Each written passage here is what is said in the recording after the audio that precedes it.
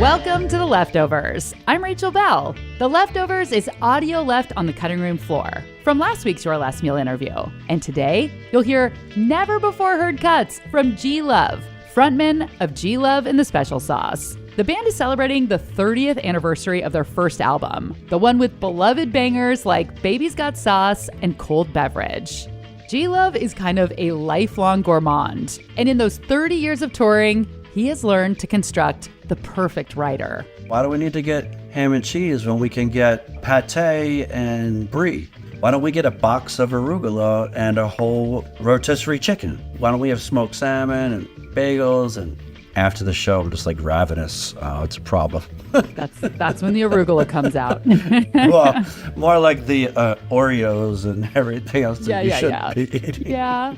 You can see a clip of my interview with G-Love on Instagram. I'm at Hello Rachel Bell, or find it in my free Substack newsletter, rachelbell.substack.com. You can find links to both in the show notes. All right, that was last week's show. Now on to The Leftovers with G-Love. Last week, G talked about growing up in a family of professional chefs, cooks, and food lovers. And now he is sharing that love of food with his own family. You said that you have a nice garden, which sounds wonderful as someone who likes to cook, but a varied garden. Tell me what's growing in G-Love's garden. Yeah, well, during COVID, we were really trying to live off the land. We were kind of like homesteading. The minute I got sent home from tour, Kelsey, my wife, she came home with 6 chicks. And so we started having chickens, and then we had 12 chickens, and then we played a backyard party at these other people that were COVID homesteaders, and they gave us a rooster. So then we had babies, and we had a lot of eggs, and then the chicken manure would be great in the garden. So right now I'm growing, I have a really cool potato patch, and I'm growing a lot of garlic, onions, and shallots, and some arugula, rhubarb. Not as much as I used to because of the fact that I'm back to work now and I don't have time to garden like I did during COVID.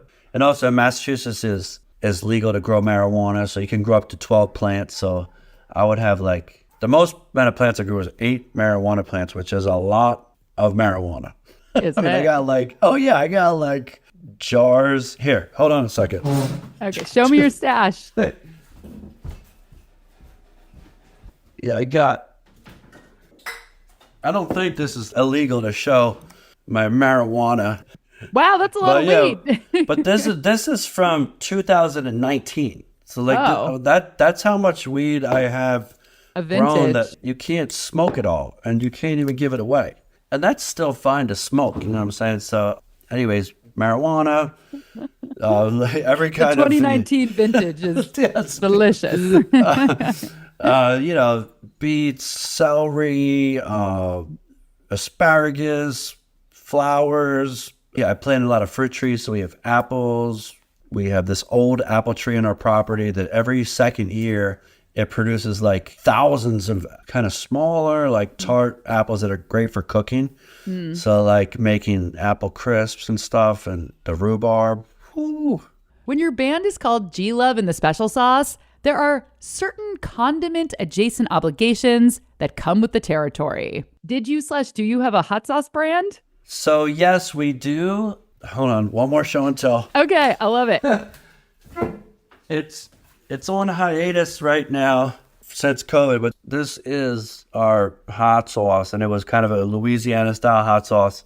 Sadly, during COVID, we had to pay to destroy 1,500 bottles that expired. Hot sauce is a great calling card. It's just fun for my kind of brand and image, but it's not a good business. We never made any money on the hot sauce, but we're still going to bring it back with my new team. G-Love's hot sauce. Well, yeah, I was wondering, I'm if you have a band called G-Love and the Special Sauce, are you obligated to make a sauce and sell it? Pretty much. Yeah, Yeah. Well, at first I was nervous it wasn't your company because when I was Googling G-Love, what was coming up was this restaurant in Portland, Oregon called G-Love. And I was like, You can't call it that. That is like so taken. So after I saw that, I thought maybe it's that guy's hot sauce, but I've never gotten to go to G Loves in Portland, but they've reached out to me on Instagram and invited me, and I just haven't been able to come through. But the it chef's looks name like is it looks also really cool. Garrett. Oh, okay, cool. Well, there Yeah.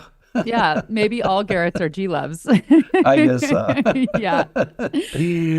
Uh, In last week's episode, G and I talked about his song Milk and Cereal. After the show, I was maybe smoking my little doobie on the bus and might have just poured myself a bowl of some peanut butter Captain Crunch and as a late night treat. And I took a bite and I just sang out milk and cereal. And then my background singers, Chad and Earl, they were sitting across from me on the bench, and they might have looked back at me and said in perfect harmony, cereal and milk. And then for the, I mean, literally went down like this. And for the next 2 weeks, we wrote this ridiculous song about, cereal and kind of like tapping all the commercials that I don't know how old you are, but that I grew up with in the 80s. Everything's in there. Tricks Out for Kids, Snap, Crackle, Pop, Pig Hearts, Yellow Moons, Green Clovers, Yeah.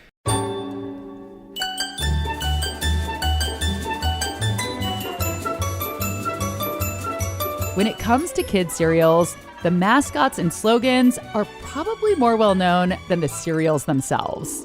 I have never eaten Fruit Loops, but I know that Toucan Sam is on the box. I know Rice Krispies go Snap, Crackle, Pop, and that Tony the Tiger says, "Great," in the Frosted Flakes commercial, even though I have never eaten it. And then there is Captain Crunch, G's old favorite, a character with a full backstory created by the cereal marketing execs. Captain Crunch's full name is Captain Horatio P. Crunch. He was born on Crunch Island in the Sea of Milk, which is also home to Mount Crunchmore, a mountain made entirely from Captain Crunch cereal.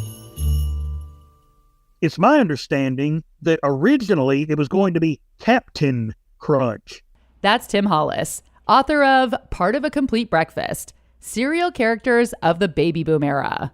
But during one of the early recording sessions, one of the actors mispronounced it as Captain instead of Captain. They decided, well, that was catchier anyway, so they turned it into Captain Crunch. All of the Quaker animated commercials were done by Jay Ward, the genius behind Rocky and Bullwinkle. The commercials followed that same pattern with that wonderful dry humor and the great voices. Captain Crunch himself was Dawes Butler, the actor who was known for being Yogi Bear and Huckleberry Hound and Snagglepuss and all of those characters. In the case of Captain Crunch, the mascot actually came before the cereal. Tim says market research showed that kids liked crunchy things, so they first created the Crunchy Captain and then made a cereal to match.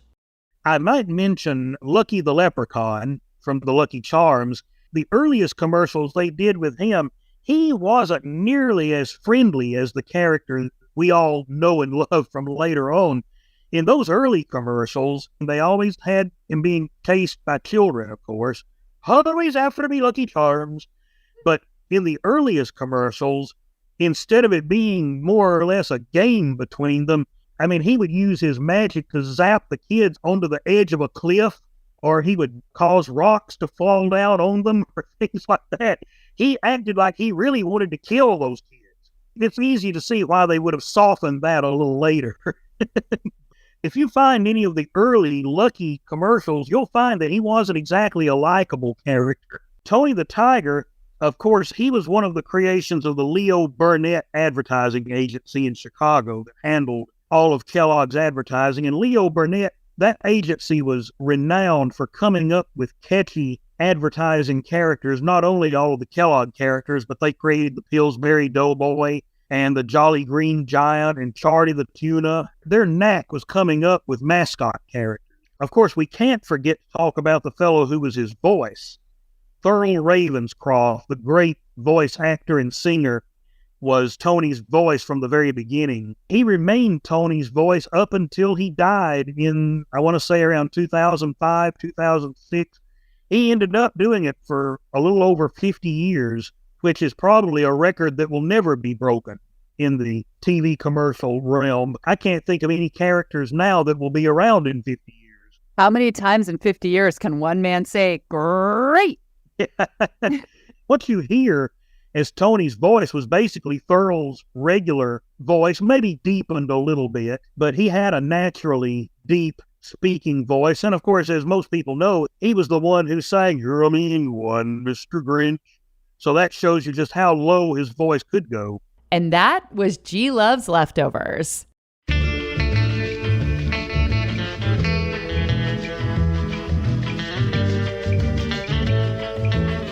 If you missed last week's episode with G Love, scroll back and give it a listen. He is a super sweet, down-to-earth dude who has a lot of fun food stories to tell. Both The Leftovers and Your Last Meal are products of Seattle's Cascade PBS. This episode was co-produced, mixed, and mastered by Isaac Kaplan-Woolner and created, hosted, and co-produced by me. Original theme music by Prom Queen. And a reminder, pre-orders are open for my cookbook, Open Sesame.